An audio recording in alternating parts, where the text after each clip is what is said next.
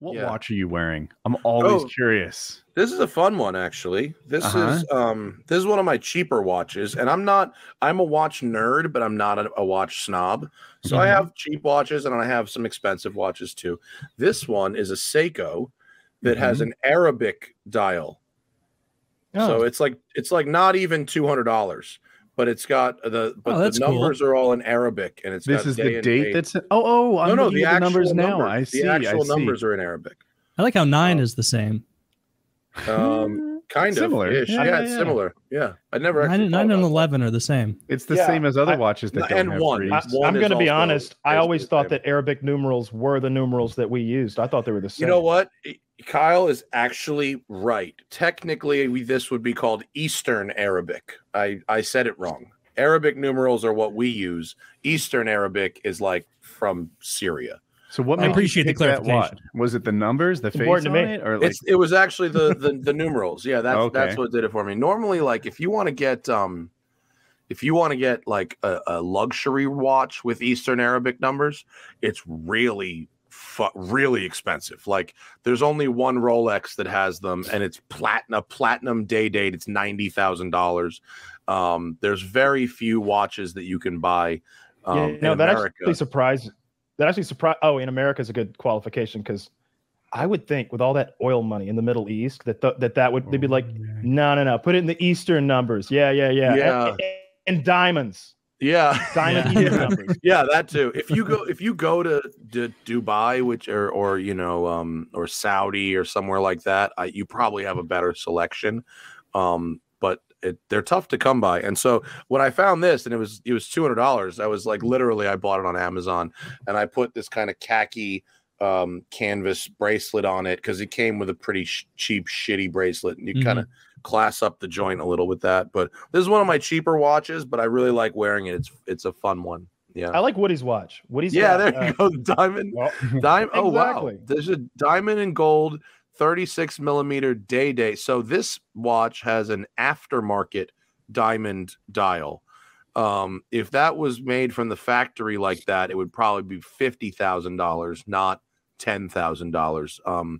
Aftermarket diamonds actually reduce the value of a Rolex watch. Yeah, really? Zach, change the bezel to 4 karat. Oh wow, yeah. Oh, so this is like a build. You can like optionally build. You were right on the money, by the way, because like what we were initially looking at was no diamonds at all, and that diamonds at 15. Yeah, that was no diamonds at all with a fluted bezel, right? Like there's no diamonds. Yeah. But it went up by $4,000. Well, no, am I wrong? Yeah, the regular one. This whole deal is custom. The dial and everything like that. This watch, just with a regular dial, is probably $10,000 or $11,000 from Rolex. So you add some diamonds, and it's going to go up because this company's making this. But if you then go to sell it on the secondhand market, it would be actually less. So I hate in my taste in watches, but I see that thing and it screams a little like nouveau riche. Look at me. Yeah, no shit. Yeah, right? Like, Woody, it's oozing diamonds. No shit. There's diamonds. I don't know, a little gaudy for my seriously. And I'm pro gaudy in many cases, but little gauche. But that one, I was like, the fuck. Even I have too much class for that watch. No, like, there are wealthier people with less gaudy watch. I can't say gaudy. Well, if someone who's really like a really like old money rich guy is going to be wearing a Rolex Daytona in steel. That's your straight up super rich guy, subtle flex. If it's someone like John Mayer is like a known watch collector, and he's got a lot of the really crazy stuff, like the Rainbow Daytona, which has a rainbow of diamonds around the corner of it. That's about as gaudy as you get from the factory. Oh boy, look at that. Oh, that's just as gaudy. What company is this? They should hire me because I have more class than they do. The last two you've shown, I wouldn't take for free. Well, this is some company in New York that's modifying these watches. Well, like there's nothing wrong with this except the rainbow thing is bullshit.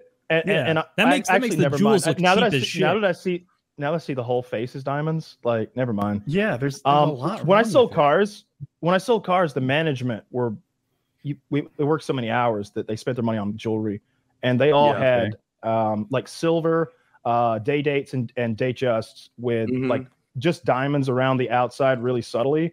And but then I had a finance manager that had a necklace, getting away from watches a little bit, but still jewelry. And it was that bike chain type of necklace. Yeah. But a big ass chain. Diamond, and every link had a diamond. It was an $80,000 chain. Dude, if I went to a dealership and the finance manager was wearing he didn't have it on. Like, I am getting robbed in this bitch. I'm getting out of here, dude. I only go to dealerships where they will diamond grills. If there's no grill going on, if your teeth aren't encrusted with diamonds. I have the same rule for dentists. They have to have diamond grills. Dude, you want to talk some consumer advice? Never get financing from a guy wearing that kind of chain. That man knows how to sell that. It's your interest money that pays for that chain. Dude, you don't need to sign on the line. He's got 5 rings on, one on each finger. One of those guys. We all know the YouTube algorithm. Everyone knows the social media algorithms at this point. YouTube figured out I like everyday carry videos about knives and wallets and shit like that. So then it started pumping watch videos at me. Yeah. And now I'm like contemplating watch purchases that would hurt my family. Yeah. I'm like, I shouldn't do this, but look at it. I have a watch sponsor. I can get you. I get good price for you, my friend. Very good price. Yeah. Homies at Bob's Watches. They got you, dude. I'm like, my watch has been great. It's very durable. It's functional. I need an altimeter watch because I do this stupid hobby. They wear flying lawn chairs. And I've dragged it across every brick and concrete surface in the house, and it's held up well. That's something that I value. But God, if I look at it under a microscope, it won't hold up like these other watches do. Dude, the watch fucking FOMO is crazy. It's Instagram and all, because on Instagram, a house, a car, and a watch are all the same size.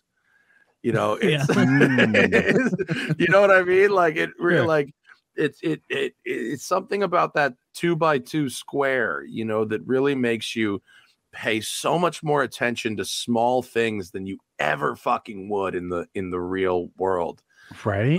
And who are you trying to impress? Because if you're people on Instagram, yeah, but like if it's not a Rolex, then I would argue that 85% of the people you're trying to impress, 95% don't even know to be impressed. Oh, for sure.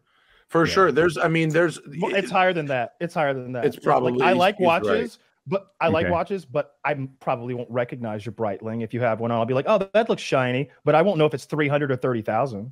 Dude, there's shit you could buy. I'm into watches. $1 million that they'd give you $50 for in fucking Chinatown. Like there's stuff you could buy like a George Daniels watch or a Roger W. Smith watch, like that just doesn't look like anything. Mm-hmm. I mean, are those like small? Nothing. Are those like small boutique like like there's like make 30 watches of them in the world. Yeah, like they're like it's one guy. And they're literally $1 million, and it's and you take it to Christie's, you know, and it's like you have to be pre-approved to bid on some shit like that, you know. It's like really, really, really end of the line for watch collecting.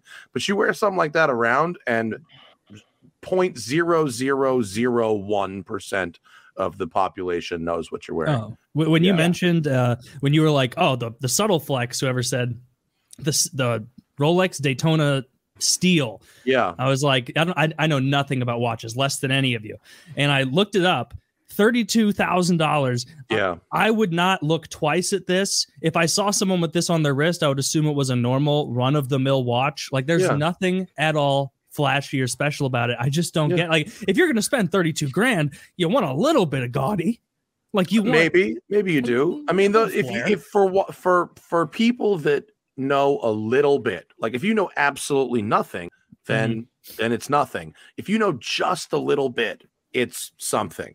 That's who you're flexing to. The people who know just enough about watches to know it's something.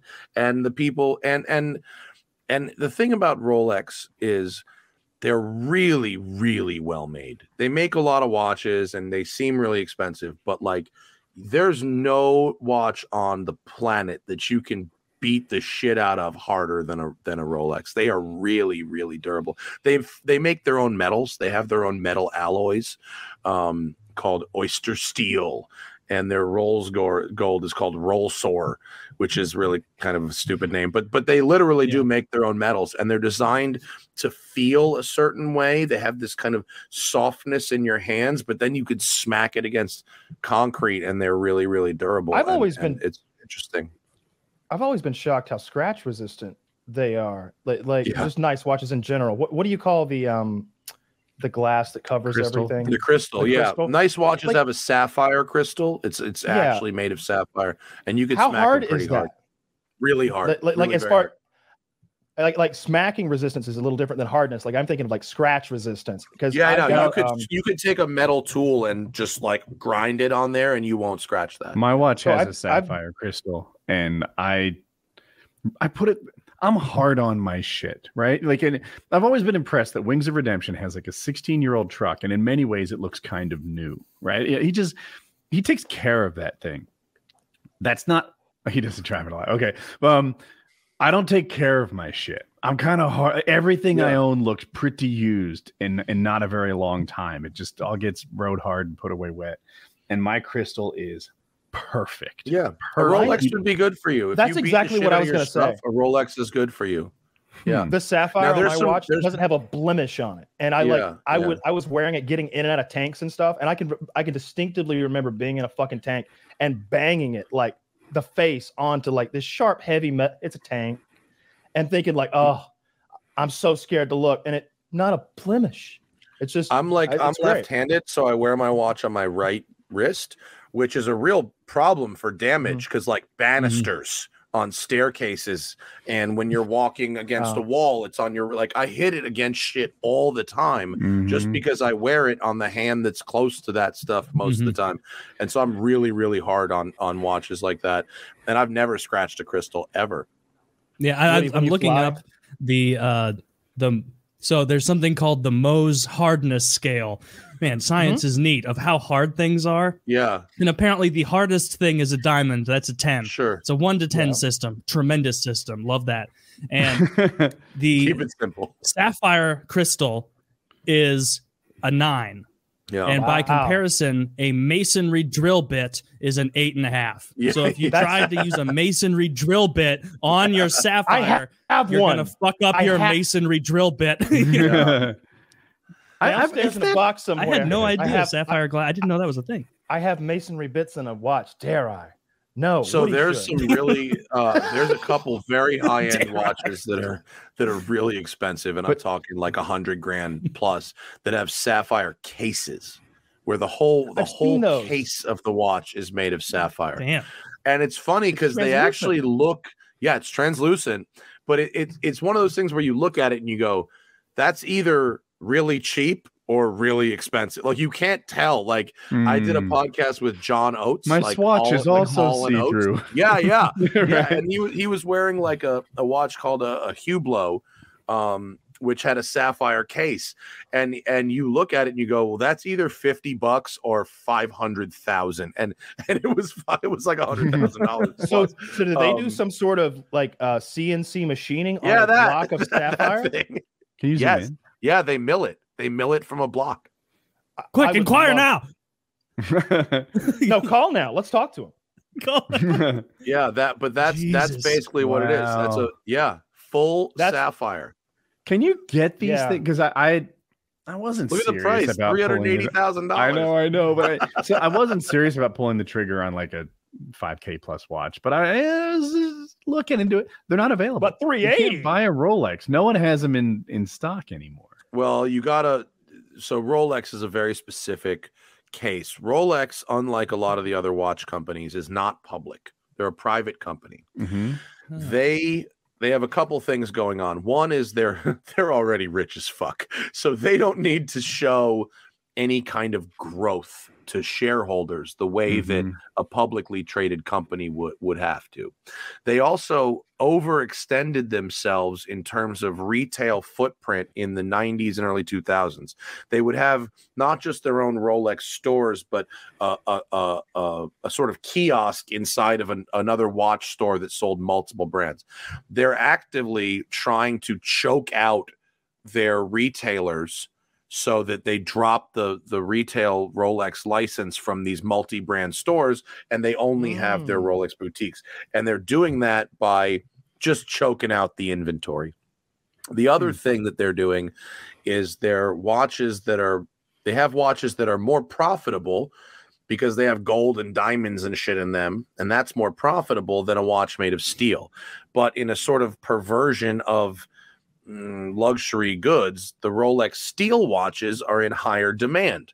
And so they artificially restrict production of the steel watches, and they make you buy the gold and diamond shit, which is more profitable. And then they'll call you when the steel one, comes in. And so sort of all of these, and that also has the effect of pumping up the residual value of the used watches. So there's a few different things going on there, but basically they're cranking their own brand perceived value by artificially restricting the supply. Whereas if you go into a Breitling store, an IWC store, an Omega store, they have tons of inventory, and it's because they're publicly traded companies and they got to move units, whereas Rolex isn't like that. But for you, Woody, honestly, if you did want to buy a Rolex, a used one is really the choice you have. But unlike a used car, the rich, that's a Richard Mille. That's just insane. Wait, what time is it? What are you supposed to discern from this? 10:20, but it's pointed straight to 10. Yeah, it's like 10:20, but it seems like less is more, man. In theory, that watch has a bunch of functions, but it's like impossible to read. That's the ugliest watch I've ever seen. It is. And the worst part is, we all know Sylvester Stallone is too stupid. Richard Mille should be put in jail for this scam. Here's how much money it was Stallone's watch. Yeah, Richard Mille, they make. And technically it's Richard Mille, if you want to be real douchey about it. We call him Dick Mile. But they make so much money, they're sponsoring 4 Formula One teams. Like that's how much their margins are. We can't lose. We just sponsor the top every weekend a Richard Mille driver wins. That's one of their most of the Richard Mille watches have this sort of curved case. A lot of the rappers wear them. There's a special Pharrell one. Actually, some of their watches have very cool functions. Some of them are designed, they're super light. So like you're not supposed to wear a mechanical watch while like golfing or playing tennis or doing certain like high impact activities. And Richard Mille watches are designed specifically like there's a Bubba Watson collab that's meant to be worn playing golf. There's a Rafael Nadal collab that's designed to be worn while playing tennis. And they do wear them while doing those activities. They're fucking $500,000, those watches. Anytime in LA, you read about there's these real sensationalist stories that come up, especially in LA once in a while. And it's like, dude gets followed home from Mastro's in Beverly Hills, and jacked outside of his house for his watch, that kind of thing. It's always a fucking Richard Mille. Always. Because you can see him from across the street. They're like they're so big and bright. You can see them from so far away. They're just walking by the restaurant going, that guy. Making yourself a target. Yeah, that's the thing about that Daytona. Like nobody's gonna follow you home, right? Yeah. Nobody's gonna, and like anything that's all blinged out like that. Like if you're gonna wear that anywhere, like you're gonna have to be prepared to fight for it or kill for it. Because somebody might try to take like have that in your mind. Don't go into that like life of walking around with $50,000 on your wrist and thinking everybody's just gonna be chill about it. Yeah. Yeah, no, for sure. I mean, and that's the stealth wealth, right? So you can wear something that's beautifully made and feels really cool and works really well and won't attract a fucking gangbanger that's walking across the street, and we'll see it. And then there's a fucking gold Richard Mille that you can wear, and everybody who sees you will be like, that's the guy I'm following home, you know, and jacking as soon as he gets out of his Ferrari California T. Well, I feel like those are, based on what you guys have said, those are so rare. How would you even resell it? Like, who do you resell that to? Like, if you tried to get a bunch of money, Russians. You sell them internationally the same way you would sell stolen cars. You know, it's a black market, Bitcoin, fucking whatever. Are those Russian oil guys that fucking cheap? That they're buying stolen, that is no class. They're billionaires. Just spring for it, man. Just pay for it. Well, we don't. They might be just junior millionaires, and that was in rubles. So they've got to get a stolen Range Rover. They can't import one. God damn it. Yeah, if you're the guy, if you're the proper oligarch, you're probably getting the proper hookup. If you're that guy's bodyguard right now, then you get a crappy one.